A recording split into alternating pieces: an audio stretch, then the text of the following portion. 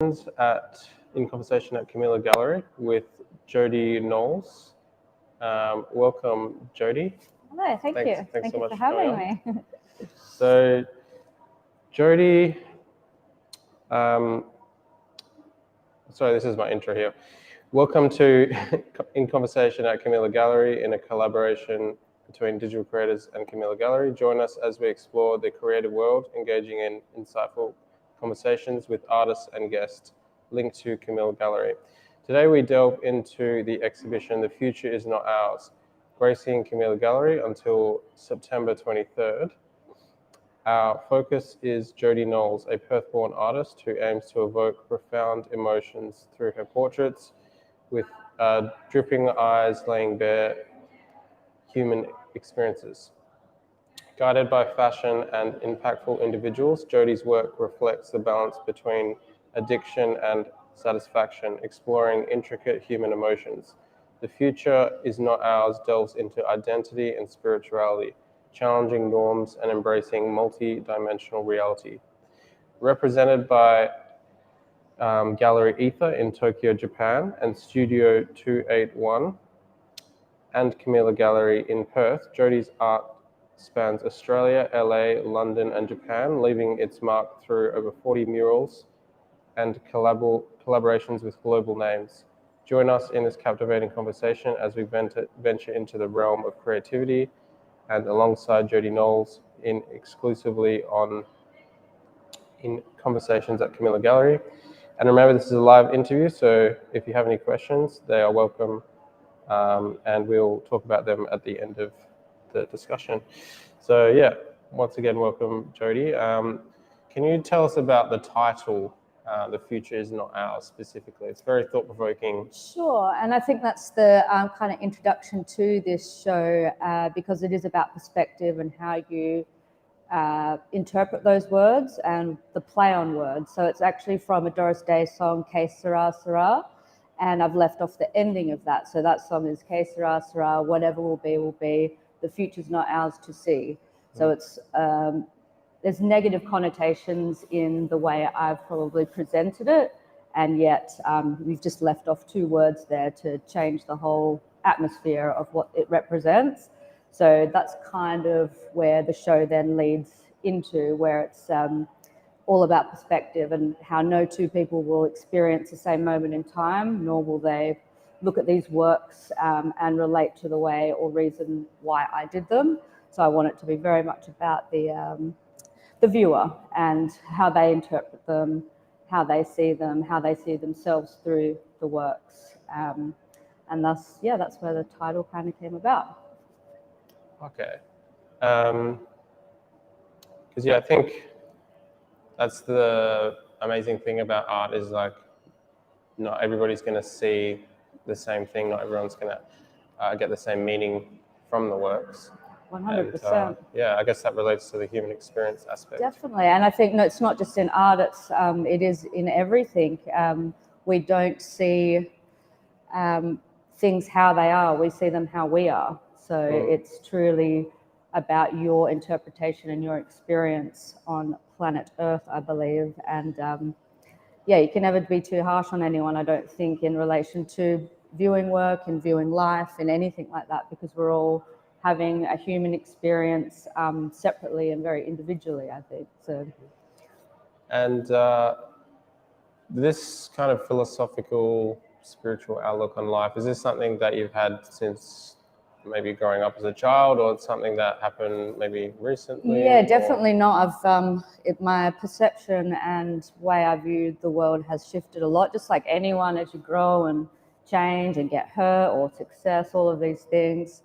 My partner and I moved to the Blue Mountains about 4 years ago, and from big city Sydney, and that I think really helped change my perspective of what I was finding important, what was important to me, how I was approaching life, and just looking on a deeper level, I think only in the last few years really, and having profound experiences as a result. Do you know what I mean? Like just going, oh my God, okay, I can't believe I was blinded by this, or I was so into certain things that now mean nothing to me. So it's about evolution and evolving, I guess, too. But it is very new, the spiritual realm for me, and even just looking outside of this universe and death and aliens, and this show kind of explores all of that unknown and how I'm interpreting it, I guess. Oh, okay. Was it perhaps kind of that move to the Blue Mountains? You're sort of surrounded by nature and like out in the, not in a city or anything like that. Yeah, for sure, definitely. It was, getting there and being in shock horror that they don't have Uber Eats or stuff, there's these things that we just have and expect. There's we have a fireplace at home that has to be, I have to get the kindling early, I've got to chop the wood myself. It's a whole process that didn't normally happen living in the city like that. So I think definitely getting back to nature and hands-on experiences have really shaped this shift for me. Okay, and the title "The Future Is Not Ours" is that like a comment on the future of the planet? And again, it could be, and it's how the viewer wants to take it. I really think. Because I think as soon as you see that, that's what people go straight to. They're like, "Oh, you're just discussing climate change," or not at all. It's the future's not ours to see, meaning more so be in the moment, be in the present time. You have no control over the future as such. Of course, with climate change and stuff, you can't. There's ways of helping adapt your future, but essentially, it's about keeping really present and aware. So. Oh yeah. Okay, I can definitely see how it relates. Yeah. And then just discussing the work specifically with The Future Is Not Ours, although they're up to interpretation, was there like a specific creative process that you go through that kind of guided you to create the work? Yeah, definitely. My partner and I have been getting into aliens a lot and have actually cited a few with the idea once you believe and the mask is off, you really start seeing things. So a lot of it had to do with playing with different alien entities, or what are the masks that we wear ourselves, like who are we as people. So I guess it was playing with a lot of that. So you'll see in the show lots of different bizarre characters that maybe you've never seen in this world, and yeah, I guess playing with the emotional state of that and who we are as people and what else is out there. Mm-hmm. And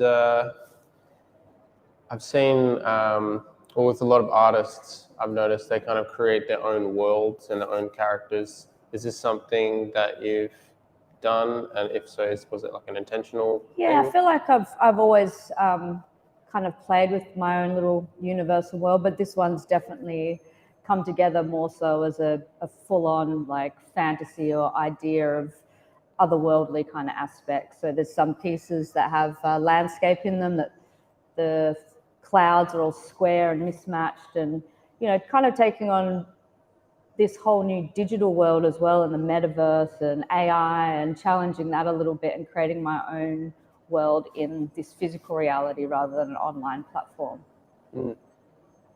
And you have a few NFTs out. Can you talk about the process of how you kind of got into the NFT? Sure. So I still know nothing really about NFTs. I'm very, very bad with that. But one of my clients for many years, Marty, launched and started his own NFT company called Totemo in Japan, and approached me to do an NFT. And as I said, I knew nothing about this digital online world or what an NFT was. So with the NFTs I created, I actually worked with an artist from France. They're called the Mushroom Gallery, and got them to actually turn my works into an animation. So pure collaboration. I had no control over what he was going to interpret. And it was really fun. I'd just give him an image and say, go for it. And he created these incredible animations, three-dimensional. And so my NFTs aren't just kind of, the change in color or a flicking eye. It actually becomes, very three-dimensional and animated, which is amazing. So, again, very collaborative, and something that I've always done. I'm big with collaboration, so yeah, I find it's such an important part of being an artist. It's such like an amazing thing. And you've definitely done a whole lot of collaborations. Like I looked at your portfolio, and you've done stuff in like LA, London, Tokyo. No, I think when if you know my work, you see it's a very distinct style. So to stay in that style for so long, some people think, oh, it must be really easy just to do these same characters. It's not, because you're constantly evolving with it. But then to take that and give it to someone else for collaboration is so inspiring and fun to see just how different people interpret it, and what different things happen their with take it. on your characters. Yeah, exactly. So I really enjoy that aspect, and I think I couldn't imagine doing art without collaborating with other creatives. I think it's so important, especially because I know nothing about film or, like I said, digital. Or I think learning these elements from other people with the talent is pretty exciting. And with the characters, do you kind of use like the same sort of characters in different works? Do you have names for these characters? Yeah, I mean, a lot of people say that. They do kind of become my little babies, but they're not so much. They all come from my head. A lot of them, people say they look like me, so I think there's a bit of a self-portrait reflection there. And then if I have an idea, I will just go online and find reference images that suit a shape, but they always end up kind of forming back to these particular characters. So I don't know if it's intentional or not, but it definitely subconsciously always happens. And have you always had an interest in the idea of aliens and that concept of like whether we're not alone? I mean, I've always felt a sense of that we're not alone, but haven't delved in it too much.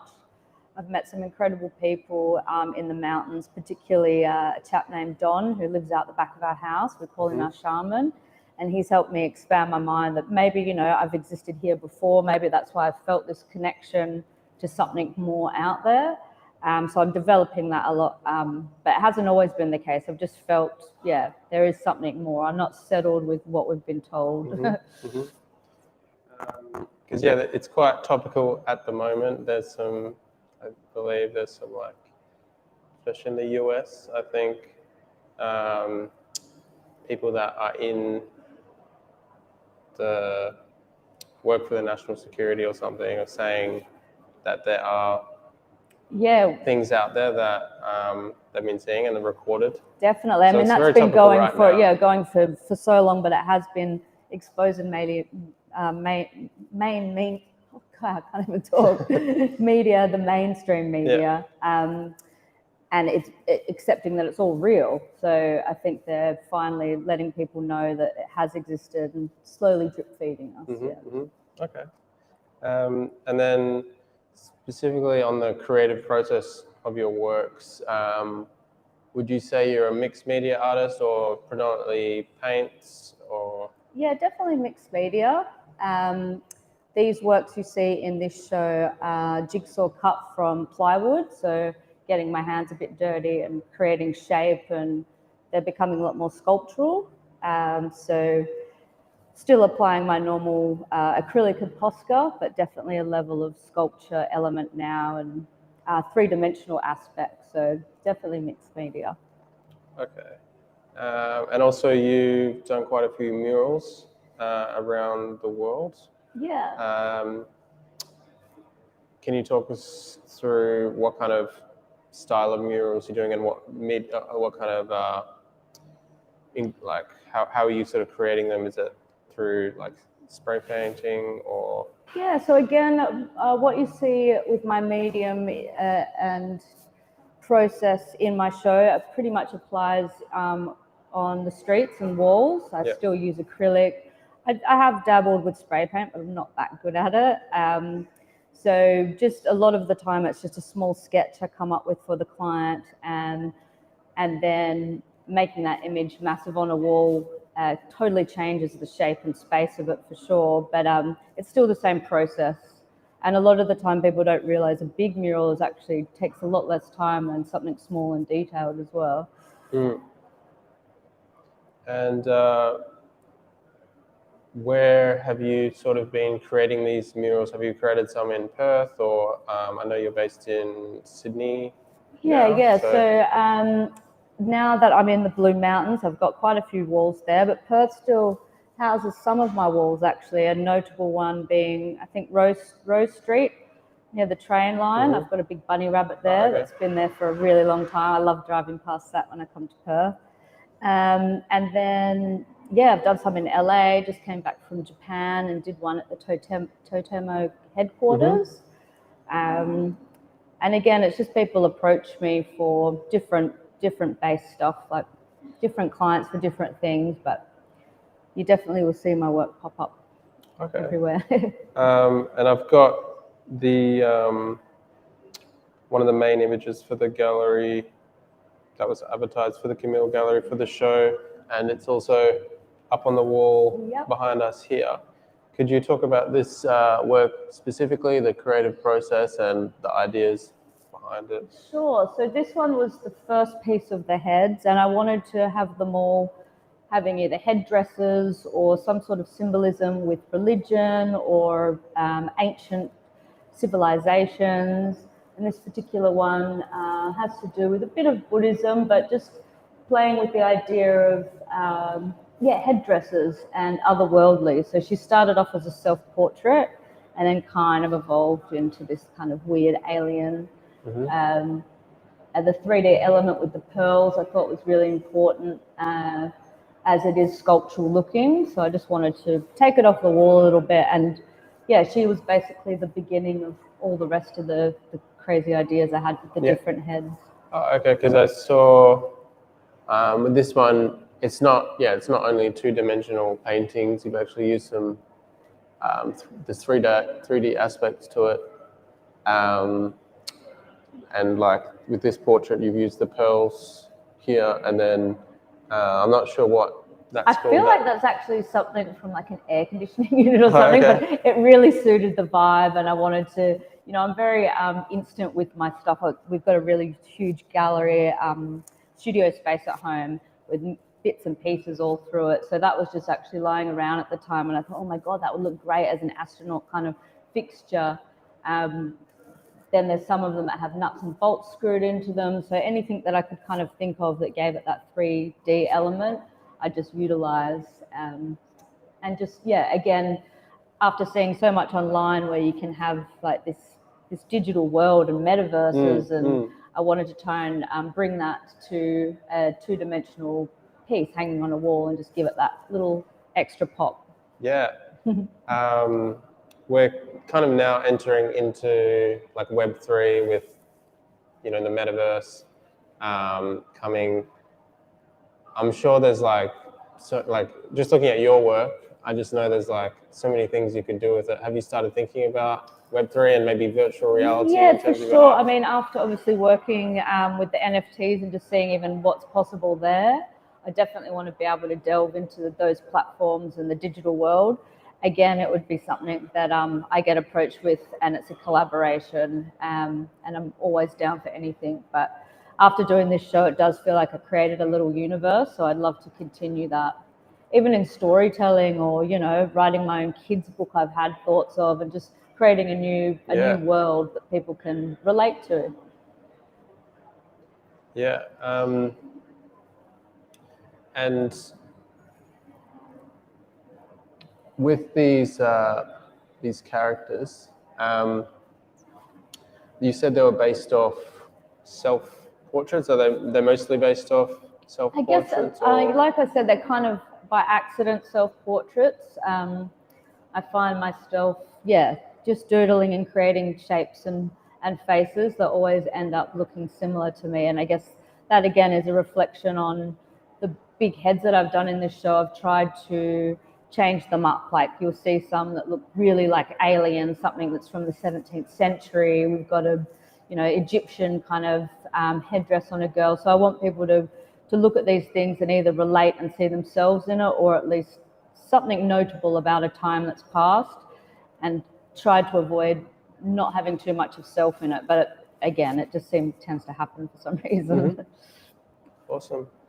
Well, thank you so much, Jodee, for coming on the Digital Creators podcast for Thank the you for Kamilė having Gallery me. talks.